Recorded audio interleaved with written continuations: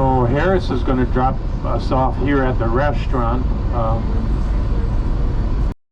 Simply pull apart by the short straps, down over your head like so. Long straps go around your waist, short ones around your knees. Pretty simple. On the stern of the vessel there are two big inflatable life rafts. They carry 75 people each. In the event of an emergency, they're launched, inflated, and follow our instructions. Now aside from that, if you're here today and you're traveling with children, please do remember they are your children. Not mine. Mine are wilder than billy goats. Especially the second fella. He's after destroying more. Unfortunately, we didn't see any whales the last trip. The problem with whales is they have big tails that are constantly going up and down. They're on the move, so you need to keep a sharp eye. We'll be keeping a sharp eye. I'd love to show you one. The first trip there we had a little minky, but the humpbacks are still around. They're going up and down the coast. They're tearing up and down the coast because they're looking for food. They're only thinking about their gut. Yesterday we had them all day, so I'll entice you to look hard. For the first person that can beat the crew that we see to spot the first whale, we'll give you a shot of rum. How about that? How about that? Fair enough? Traditional Newfoundland rum, made in Jamaica, man. So now I got my part done, so away we go. Getting on! Much better. Now folks, we are sailing out of the beautiful Babels Harbour. Babels is considered the Irish heart of Newfoundland. Now if you know anything about the Irish or us Newfoundlanders, we're pretty good at a couple of things. Anybody have any guesses as to what they are? How dare you? Drinking, they says. I'm not good at drinking, I'm great at drinking. But there's something else that often goes hand in hand with drinking. Eating, yeah, I am good at that, yeah, for sure. Singing, you got it. How about a little bit of live music here this afternoon? Who's going to sing a song for me? I am. I suppose I could do that for you. I'll sing you a little tune. It's about sailing out of Babels Harbour, and it goes like this. From Babels Harbour we set sail. The wind was blowing a devil of a gale. All our ringtails set and our baffling was in deep. And the dolphin striker was plowing up the deep. With a big bow wow, chow row row. Hold a right all day. And the captain comes up from down below. He looks aloft and he looks so low. He looks so low and he looks aloft, saying coil those ropes, boys, fore and aft. With a big bow wow, chow row row. Hold a right all day. And back to his cabin he quickly crawled.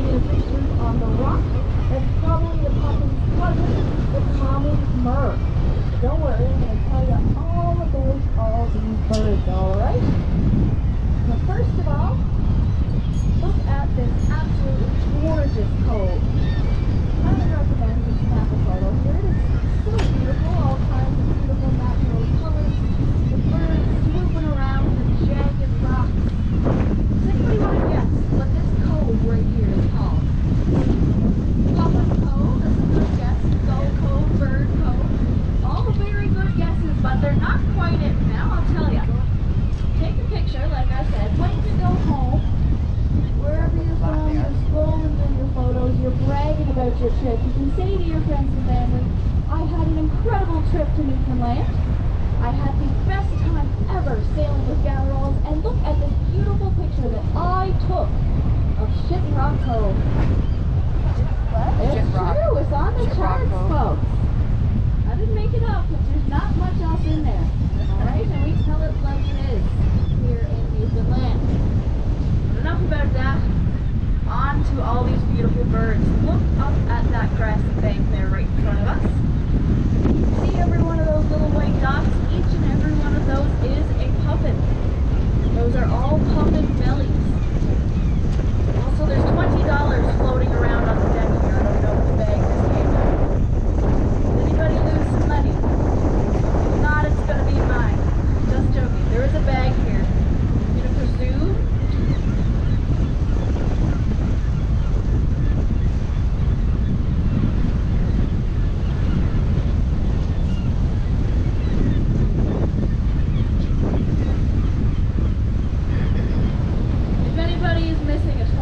Bill, coming back. Alright, back to the birds. I'm very distracted today. Okay. All of those bellies, those are the puffins. And all of those humps and bumps in the grass, those are the puffin burrows. So right now what you're seeing is one puffin guarding the burrow with the chicken inside, of course. And one parent is out hunting and looking for fish. Swap back and forth, take turns doing those jobs. Very strong believers in gender equality. Puffins. So they'll come here to this island around the beginning of May. They will lay their egg. Time for that egg to hatch right around when the king smell like fish. All the birds eat it, the whales eat it, the king eat it. So they come with the king. That puffin will hatch around May. That's what a baby puffin is called, a puffin. And it will spend 6 to 8 weeks in the back of that burrow. The puffins dig that burrow just for that reason, to protect their baby. They'll dig it in an S or a zigzag shape to protect from any predators, and they will top it off with 2 chambers. One is the bedroom, and the other is the bathroom. Now some of you might have just noticed that big black winged gull come in, a bunch of puffins. Look, flush off the bank, they're taking flight. Now you see that big gull with the black wings and the black back. That is the greater black back, one of the predators to these puffins out here. They're a big gull, you can see, he's looking for his lunch.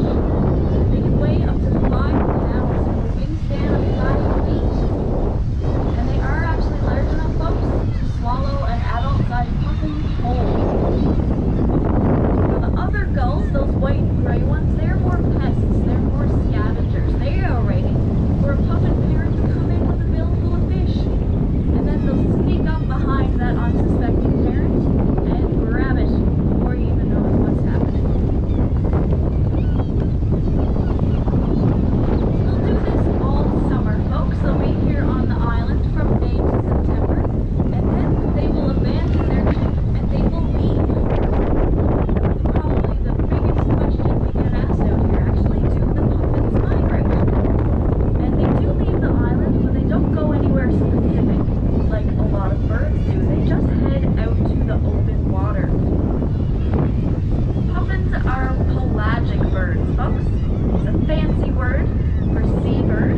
They're more comfy on the water than they are on the land. In fact, they're only here because they have to be. Their eggs don't float. So for the rest of the year, from September to May, they will head out onto the Atlantic. They might go across to Iceland or Greenland. They might go down the coast of Maine.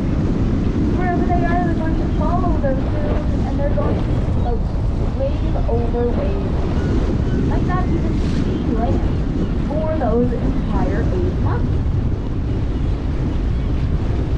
But then each and every year they will come back here. They will come back to this very same island where they were hatched. They will live in the very same burrow. And they will meet up with the very same mate.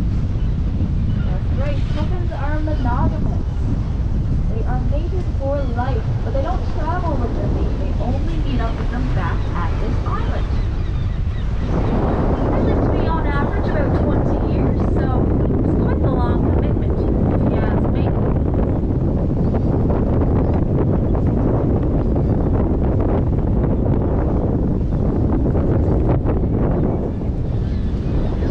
Busy birds today. Yesterday it was so hot, there was so much sun beating down on the island. There was barely any birds up in the grass at all. They were all out in the water keeping cool. But today the clouds are in your favor, folks. You get to see a great look at a whole bunch of them up by their burrows. Now, as you're watching these birds, you might notice they're not very good flyers. They actually have them flapping their wings up to 400 times a minute to stay in the air. They cannot glide whatsoever. That's because they have denser bones than most birds. They are built for the water. What they lack in the air, they more than make up for. They are very, very graceful swimmers and incredible divers. Puffins can reach depths of about 60 meters. Now their cousin, the murr, and these are the murrs that were coming up on here, this big group on this rock face. They're the murrs. They're even better divers. Believe it or not, they can reach depths of 200 meters. They don't always go that deep, of course. The food, the fish, isn't that deep. But if they needed to, they absolutely will. I'm going to tell you more about the murrs in a few minutes. There's an even bigger colony a little further down the island. I recommend folks pick a puffin as it's flying in and just watch it. You'll see how it goes straight for the burrow and ducks right inside as quick as it can, trying to avoid those predators like I was telling you about. In fact, these birds, the puffins are such poor flyers they can't even take off from a flat surface. That's why they like living out here on this island. The slope of the hills makes it nice and easy for them to get airborne. Also why you see them skidding along the surface of the water. They're not hurt, not injured or anything like that. They're just trying to get a little bit of leverage from the waves. And maybe burn off a little bit of excess body fat if they had too much for dinner. You know, after a big Thanksgiving dinner, you gotta go for a walk around the block. Same thing.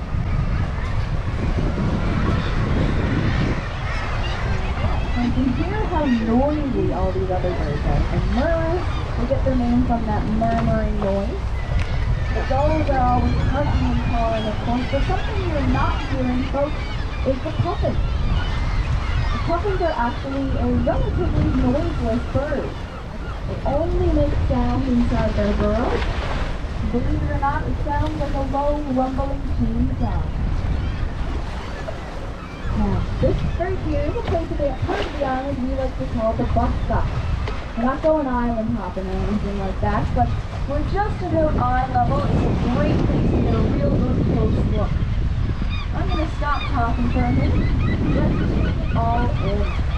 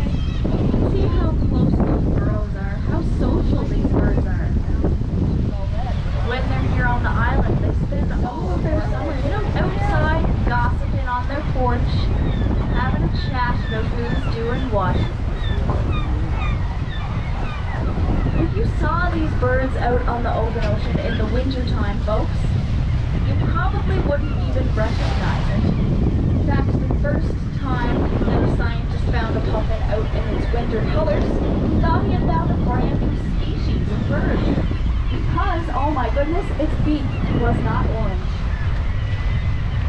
That orange beak and the orange feet is actually the puffin's breeding colors, folks. Rebecca, sorry to interrupt, but I promised the lady if I saw a greater black-back gull, I would point it out, and there's a couple right the here rocks. on the rocks there. Heidi, where are you? They're there. You see them?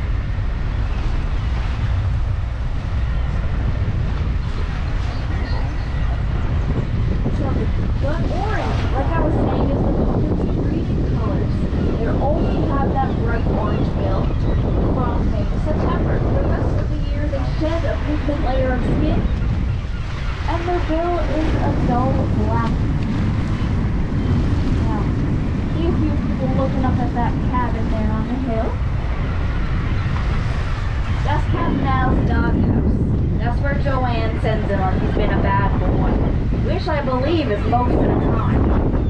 No, folks, that is actually where the scientists stay, where the biologists come. They are the only ones allowed here on the island. It's very well protected as part of the reserve. They'll come out in a little Zodiac. They got a very specific path they can take to minimize the impact on the burrows, and they will study the birds. They tag them to give us accurate numbers, so we can see where they go in the wintertime. They're also doing a lot of very interesting studies on their social behaviors, social patterns. Very sophisticated, really, really interesting stuff. Now, right here on these rocks is where the herring goes. So you see us big brown gulls from herring fishes. Notice that this is not very small.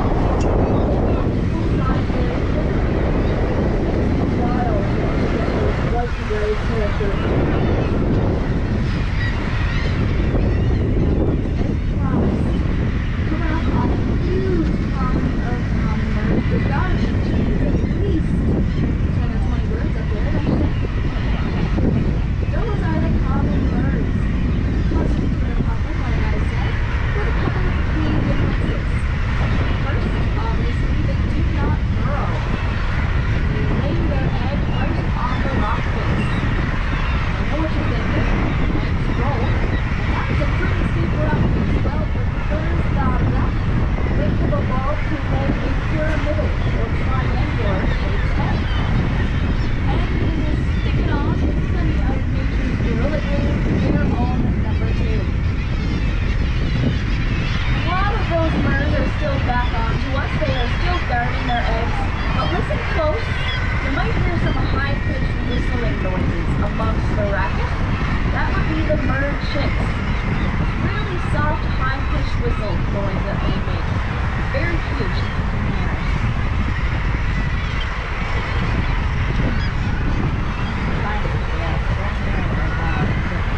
And the birds, they don't abandon their chick outright at the end of the season like the puffins do. Instead, they will have a little bit of a I do mean that literally, folks, because it starts with the chick leaving the rock, and if even all hesitant to jump in the water, like probably you or I would be, the father will give her a boost right off the side of the cliff. I know, nature.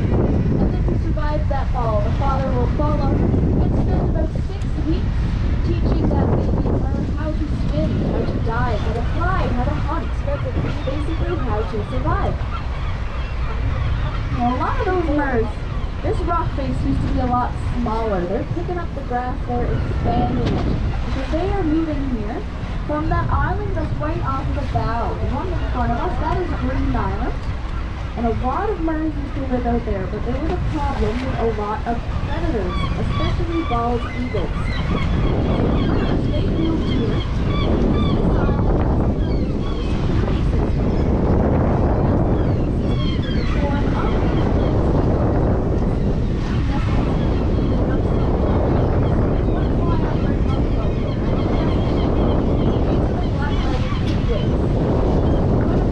this island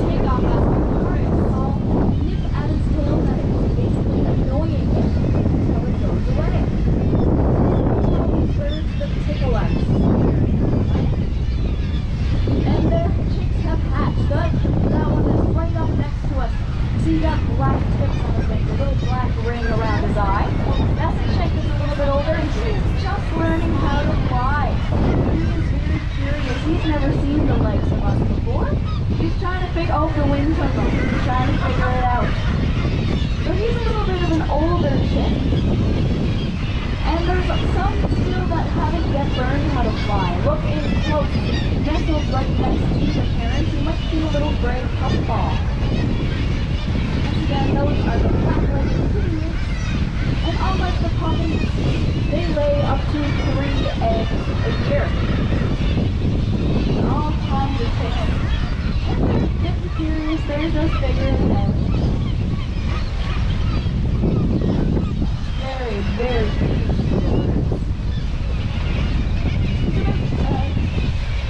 20,000 of those birds here on this island. So don't take up the bulk of the population. No. Flow lines, that's not okay. You gotta wear that down to that connected to these whaleheads. That comes up to the tank, right? My cell phone's each day they're pumping it. How about that, folks? 15 years old, can you believe it? Luke is part of a local group called the Salt Beef Junkies. They got an album up on Spotify, but